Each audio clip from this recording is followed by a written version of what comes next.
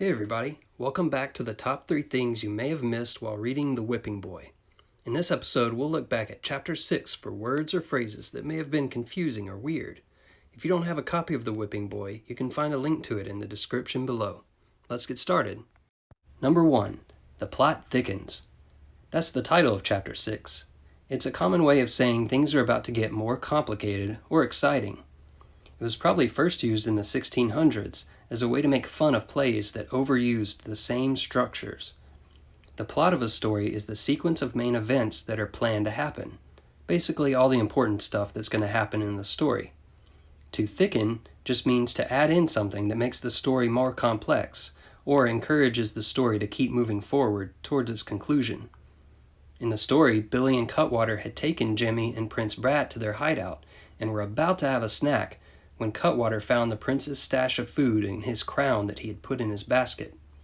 This pushes the story forward because now Billy knows for sure that he will be able to demand a ransom from the king in exchange for the prince. Number 2. Mouldy thatched roof. This one's pretty simple, but it's not something you might see every day.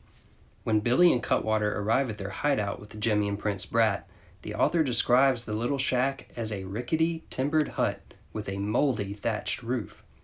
Most bad guys don't use nice castles or fancy mansions for their hideouts.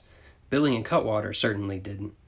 Rickety means something is poorly made and would probably fall down pretty easily. Timbered means it's made out of wood. Moldy means the roof had a green or grayish-brown fungus growing on it, probably from being so old. And thatched means the roof was made of something like straw or hay layered together.